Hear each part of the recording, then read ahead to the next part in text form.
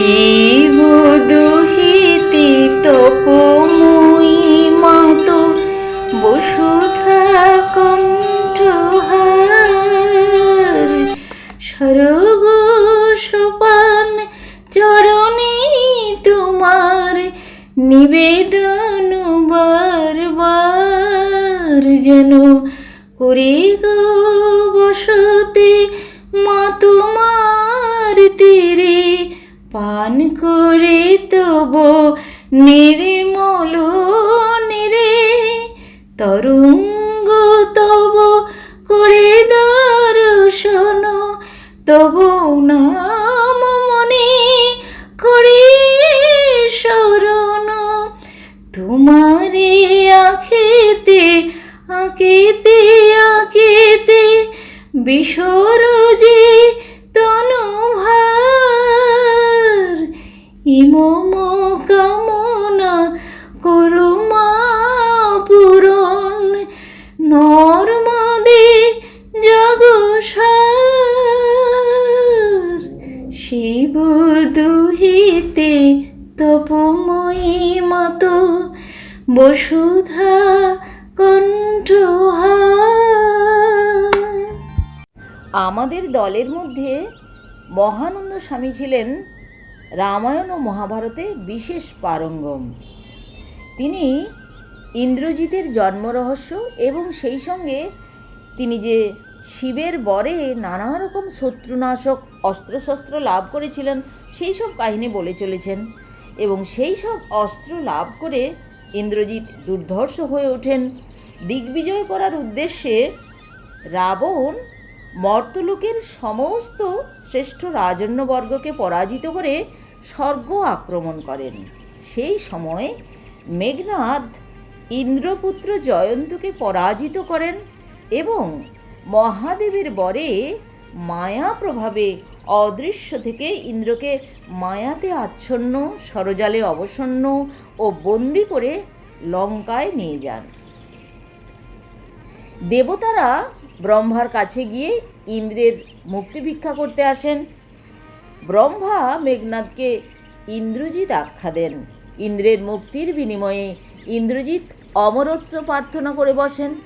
ব্রহ্মা অমরত্ব দিতে অস্বীকার করে অন্নবর প্রার্থনা করতে বলায় ইন্দ্রজিৎ প্রার্থনা করেন, আমি যখন যথাবিধি বৈদিক নিয়মে অগ্নির পূজা করে যুদ্ধযাত্রা করব তখন আমার জন্য অগ্নি থেকে অশ্ব সমেত রথ উত্থিত হওয়া চাই এবং সেই রথে যতক্ষণ অবস্থান করব ততক্ষণ আমি যেন অমর হই। ইন্দ্রের মুক্তির বিনিময়ে ব্রহ্মা সেই বরই দিতে বাধ্য হন। তবে এই শর্ত আরোপ করেন যে পূজার জপ ও হোম অসমাপ্ত রেখে যুদ্ধযাত্রা করলেই তিনি বদ্ধ হবেন। রামচন্দ্র সীতা উদ্ধারকল্পে বানর সৈন্যের সাহায্যে যখন লঙ্কায় প্রবেশ করেন তখন ইন্দ্রজিৎ প্রথমেই রাবণজয়ী বানররাজ বালির পুত্র অঙ্গদের কাছে পরাস্ত হন। এতে ক্রুদ্ধ হয়ে ইন্দ্রজিৎ যুদ্ধক্ষেত্রে প্রবেশ করে রাম লক্ষ্মণকে নাগপাশে আবদ্ধ করেন। শেষ পর্যন্ত গরুড়ের কৃপায় তারা উভয়েই মুক্তি লাভ করেন। তারপর কুম্ভকর্ণ, অতিকায় ত্রিশিরা প্রভৃতি রাবণের প্রধান সেনাপতিরা যুদ্ধে পরাজিত ও নিহত হলে ইন্দ্রজিৎ স্বয়ং যুদ্ধক্ষেত্রে উপস্থিত হয়ে রাম লক্ষ্মণকে অর্ধমৃত এবং অচৈতন্য করে ফেলেন। কিন্তু হনুমান গন্ধমাদন পর্বত থেকে বিশল্যকরণী এনে রাম লক্ষ্মণকে সঞ্জীবিত করে তুলেন। মেঘনাদ মায়া বলে মায়া সীতা যুদ্ধক্ষেত্রে প্রদর্শন করে কৌশলে রামচন্দ্রকে নিরুদ্যম এবং হতাশ করে ফেলার চেষ্টা করেন, কিন্তু রামচন্দ্র তাঁর এই চাতুরি বুঝতে পারায় মেঘনাদের সব কৌশল ব্যর্থ হয়। তখন ইন্দ্রজিৎ যুদ্ধে অজেয় হওয়ার জন্য নিকুম্ভিরা যজ্ঞের অনুষ্ঠান করে যুদ্ধে যাবার সংকল্প করেন, কিন্তু তার আপন ক্ষুল্লতা তো গৃহশত্রু ঘরবেদি বিভীষণ ব্রহ্মার বরের কথা জানতেন বলে গুপ্ত পথে লক্ষণকে সঙ্গে নিয়ে যজ্ঞস্থলেই ইন্দ্রজিৎকে আক্রমণ করেছিলেন। লক্ষণ এই হীন উপায়ে যজ্ঞরত অবস্থায় অত্যন্ত অন্যায়ভাবে ইন্দ্রজিৎকে আক্রমণ করে নিহত করেন। মহানন্দ স্বামীর মেঘনাদ সম্পর্কে যখন কথা শেষ হলো তখন রাত্রি 11টা বেজে গেছে। হরানন্দজি বললেন, মেঘনাদ প্রতিষ্ঠিত এই শিব মন্দির সম্বন্ধে তখন যে মন্তব্য করেছিলাম এখন বুঝছি তা আমার পক্ষে খুবই অন্যায় হয়েছে। আমি শুনে এসেছি এখন থেকে 6 মাইল রাস্তা নর্মদা তট দিয়ে হেঁটে গেলেই আমরা রাজঘাট নামক স্থানে পৌঁছে যাব। অল্প রাস্তা, শীতের প্রকোপও কিছু কম হয়ে এসেছে। কাজেই ভাবছি কাল সকালে উঠেই স্নান করে মন্দিরের মহাদেবকে পূজা করে যাত্রা করব। শুনেছি এই মেঘনাদ তীর্থের পাশেই কোথাও রাবণ ও কুম্ভকর্ণ তপস্যা করেছিলেন, কিন্তু ঠিক কোনখানটায় তা তো জানি না। এইখান থেকেই সেই দুটি তপস্থলীর উদ্দেশ্যে প্রণাম নিবেদন করে যাব। এখন শুয়ে পড়া যাক। আমরা সকলেই শুয়ে পড়লাম। এক ঘুমেই সকাল হলো। ঘুম যখন ভাঙলো তখন সকাল 7টা বেজেছে। মন্দিরের দরজা খুলে আমরা বাইরে বেরিয়ে এসেই দেখি কালকের সেই বাঞ্জারা জাতীয় লোকটি আর একটি বয়স্ক লোককে সঙ্গে নিয়ে বসে আছে। হরানন্দজি তাকে দেখেই খুব আনন্দ প্রকাশ করলেন। লোকটি তার ভাষায় খড়িবলি হিন্দি মিশিয়ে যা বলল তাতে এইটুকু মাত্র বুঝলাম যে কিছু দূরেই তাদের বস্তি। পরিক্রমার পথেই তাদের গ্রামের মধ্য দিয়ে আমাদেরকে যেতে হবে, তাই পথ দেখিয়ে নিয়ে যাবার জন্য তারা এসেছে। আমি সাথীদেরকে বললাম, এই না হলে কি বাঞ্জারাদের উপর মা নর্মদার এত কৃপা হয়? আপনারা অমরকণ্টকে পৌঁছে মায়ের উদ্গম ক্ষেত্র যখন দেখবেন তখন জানতে পারবেন যে এক বাঞ্জারা অধিনায়কের উপর কৃপা করেই মা নর্মদা প্রকট হয়েছিলেন। মায়ের সেই উদ্গম ক্ষেত্রেরই কাছেই কোটিতীর্থের ঘাটে বাঞ্জারা নায়কের একটি মন্দিরও আছে। এই উপজাতিদের লোকেরা খুবই সৎ এবং ইমানদার হয়। আগে এরা যাযাবরই ছিল, ভেড়া, গরু, ঘোড়া ইত্যাদি সঙ্গে নিয়ে পাহাড়ের ধারে ধারে ঘুরে বেড়াতো।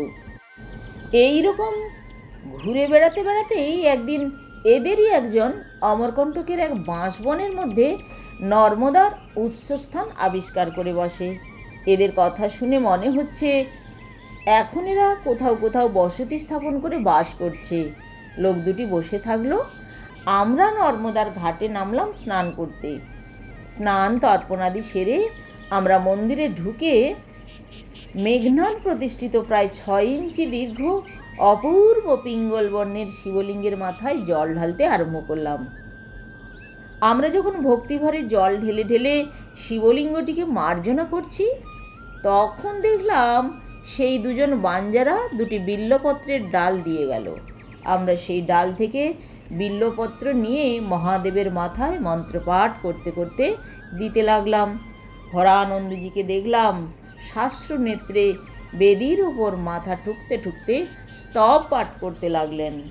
ওং নমঃ শিবায় শান্তায় সদ্বুজ্ঞায় শুভাত্মনে জগদানন্দ কন্দায় পরমানন্দ হেতবে অরূপায় স্বরূপায় নানারূপধরায় চ বিরূপাক্ষায় বিধায় বিধি বিষ্ণু স্তুতায় চ স্থাবরায় নমস্তভ্যং জঙ্ঘমায় নমস্তুতে সর্বাত্মনে নমস্তভ্যং নমস্তে পরমাত্মনে কালায় কালকালায় কালকূট বিষাদিনে বাল্যযজ্ঞোপবীতায় বাল্যভূষণধারিণে নমঃ শক্তর্ধ দেহায় বিদেহায় সুদেহিনে সকৃত প্রণাম মাত্রেণ দেহি দেহানবারিণে। অর্থাৎ শান্ত শুভাত্মা সর্বজ্ঞ শিবকে নমস্কার করি, জগদানন্দ পরমানন্দের হেতুভূত মহেশ্বরকে নমস্কার করি। হে প্রভু, রূপহীন অথচ স্বরূপ ও নানা রূপধর, হে বিধি বিষ্ণুস্তুত, হে বিরূপাক্ষ, হে বিধে, আপনাকে নমস্কার। হে স্থাবর জঙ্গম রূপিন, আপনাকে নমস্কার। হে সর্বাত্মন, হে পরমাত্মন, আপনাকে নমস্কার। আপনি কালস্বরূপ, আপনি কালেরও কাল, মহাকাল। হে কালকূট বিষভক্ষক, সর্প আপনার আভরণ, সর্পই আপনার যজ্ঞসূত্র। হে শক্তর্ধ শরীর, হে বিদেহ, হে সুদেহীন, আপনাকে একমাত্র প্রণাম করলেই দেহধারণ রূপ ক্লেশ নিবারিত হয়। মহর্ষি জৈগীসব্যকৃত এই সিদ্ধ স্তোত্র পাঠ করে হরানন্দজি ব্যাকুলভাবে কাঁদতে কাঁদতে মেঘনাদ পূজিত মহাদেবকে সাষ্টাঙ্গে প্রণাম করলেন। তিনি প্রণাম করে উঠতেই আমরা সকলেই ঝোলা গাঁটরি বেঁধে নিয়েই মন্দিরের মণ্ডপগৃহ হতে বাইরে বেরিয়ে এলাম। মন্দিরের দরজা বন্ধ করে দিয়েই সেই দুইজন বাঞ্জারার সঙ্গে হাঁটতে লাগলাম। নর্মদা গর্ভ হতে পাহাড়ের উপত্যকায় উঠে এসে হাঁটতে লাগলাম সোজা পূর্ব দিকে। রাস্তা কঙ্করময়, তবে চলার পথ আছে। ডান দিকে পাহাড় উঠে গেছে, ওপর দিকে ঘন জঙ্গলে ভরা। আমরা বাঁ দিকে নর্মদার ধারের দিকে লক্ষ্য রেখে হাঁটতে লাগলাম। বেলা তখন 9টা। জ্যোতির্ময়ানন্দ বললেন, এক ফাঁকে পাঁজি দেখে নিয়েছি। আজ ফাল্গুন মাসের 10 তারিখ, মঙ্গলবার, অমাবস্যা তিথি।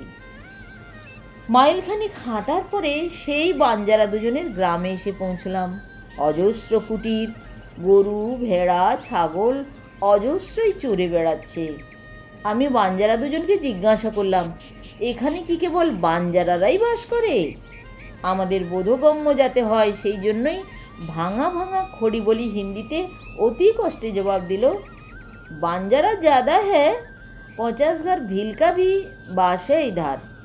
हम लोग मिलजुल के बास करते हूँ। यहाँ का भील लोगों ने अच्छा ही है। আমি আবার প্রশ্ন করলাম, पहाड़ और जंगल तो बहुत नज़दीक है, आपको गांव, भैंस भेड़ा के ऊपर, लड़का लड़की का ऊपर कोई जानवर का हमला नहीं होता है तो? ये पहाड़ और जंगल में शेर भालू वगैरह है कि नहीं? है तो ज़रूर, हमला भी होता होई, लेकिन रेवा माई का भरोसा में हम बास करता हूँ। আমি সাথীদেরকে বললাম, এই সাধারণ পাহাড়ি লোকেদের মা নর্মদার উপর কতখানি শরণাগতি দেখুন। এই শরণাগতি আমাদের থাকলে আমরা তরে যেতাম। রাস্তার উপর অজস্র মেহরিন গাছ, ধূসর বর্ণের এই গাছ অমরকণ্টকেও আমরা দেখে এসেছি। মেহরিন গাছের তলায় ফাঁকে ফাঁকে বাঞ্জারাদের বাস। মেহরিন গাছের তলায় একটি কুটিরের কাছে গিয়ে আমাদের সঙ্গী দুজন বাঞ্জারা ডাকতে লাগলো, স্বামীজি, স্বামীজি। ভিতর থেকে একজন মেয়ে ছেলের কণ্ঠস্বর শুনতে পেলাম, বাবুজি थोड़ा बैठिए, उन्होंने अभी आता है। কুটিরের সামনে কয়েকটি বড় বড় পাথর পড়েছিল, আমরা সেখানেই সব বসে পড়লাম। প্রথম থেকে হরানন্দজির সঙ্গে মেঘনাদ তীর্থে ঢোকার পথে যার সঙ্গে পরিচয় হয়েছিল, সে দ্রুত চলে গেল বস্তির দিকে। তার সঙ্গী বাঞ্জারা আমাদের কাছে দাঁড়িয়ে রইল। হরানন্দজি তাকে স্বামীজি কে জিজ্ঞাসা করতে সে যা জানালো তা শুনে তো আমরা চমকে গেলাম। সে বলল, স্বামীজি একজন সন্ন্যাসী। সে একদল পরিক্রমাবাসী সন্ন্যাসীর দলে ঢুকে অমরকণ্টক থেকে পরিক্রমা করতে করতে এখানে এসে অতিসার রোগে শয্যাশায়ী হয়ে পড়ে। দিনে রাতে অজস্রবার টাট্টি করতে করতে যখন সে মৃতপ্রায় হয়, তখন সন্ন্যাসীর দল তাকে এখানে ফেলে রেখে চলে যায়। এই লছু সর্দারি গাছগাছড়ার সাহায্যে তাকে সারিয়ে তোলে। তাও প্রায় 10 বছর হয়ে গেল। লছু সর্দারের মেয়ের সেবা যত্নেই সে বেঁচে উঠেছে। পরে সে লছু সর্দারের মেয়েকেই বিয়ে করে আমাদের দামাদ হয়ে আমাদের মতোই বাস করছে। তাদের একটি ছেলেও হয়েছে। কথা বলতে বলতেই লছু সর্দার তার কুটির থেকে একটি মাটির কলসিতে করে ভেড়ার দুধ এনে তা পান করার জন্য পিড়াপিড়ি করতে লাগলো। যতক্ষণ না আমরা রাজি হলাম ততক্ষণ লছু সর্দার হরানন্দজির পা ছাড়ল না, জড়িয়ে ধরে পড়ে রইল।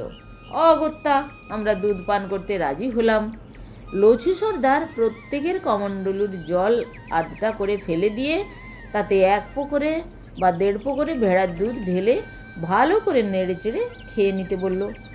আমরা যখন দুধ পান করছি তখন সেখানে ত্রিশূল হাতে করে একজন 34-35 বৎসরের যুবক এসে উপস্থিত হন।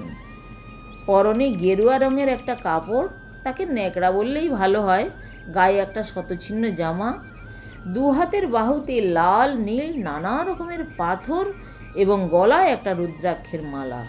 সে এসেই আমাদেরকে নম নারায়ণায় বলে দণ্ডবত জানালো। বিশুদ্ধ হিন্দিতে বলল, কাল रात में ससुराल आपको बारे में मुझे सब कुछ बताया। हम लोग धन्य হই जो आप लोगों ने इधर पधारे। তার গলার শব্দ পেয়ে তার 2-3 বছরের একটা বাচ্চা বাবা বাবা বলতে বলতে ছুটে এসে তাকে জড়িয়ে ধরল। বাচ্চাকে কোলে তুলে নিয়েই হাঁক দিল বাচ্চার মাকে। ভদ্রমহিলা স্বামীজির ডাক শুনে বাইরে আসতেই আমাদেরকে প্রণাম করতে বলল। স্বামীজি করজোড়ে নম নারায়ণ বলতে বলায় মহিলা তাই উচ্চারণ করে নমস্কার করলেন। মহিলার 2 পায়ে 2টো ভারী তাড়বালা, 2টো কানে ফুটো করে 10টা তামার গোল গোল রিঙে ঢেকে রেখেছে। হরানন্দজি দেশ কাহা থে জিজ্ঞাসা করতেই স্বামীজি উত্তর দিলেন, বিহার কা নোয়াদা জেলা মে। আমি হরানন্দজিকে বললাম, দেখছেন তো প্রেমের ফাঁদ পাতা এই ভুবনে, কোথায় যে কে ধরা পড়ে কে জানে। এ কথা কত যে সত্য। প্রেম কোনো জাতপাত মানে না। বিহারের লোক সুদূর মধ্যপ্রদেশে এসে এই বড়বানি জেলার এক অখ্যাত মহল্লায় এসে কেমনভাবে ফাঁদে আটকে গেছে দেখুন। আজ এই পর্যন্তই। পরের অংশ শোনাবো পরবর্তী এপিসোডে। সবাই খুব ভালো থাকুন আর শুনতে থাকুন তপভূমি নর্মদা।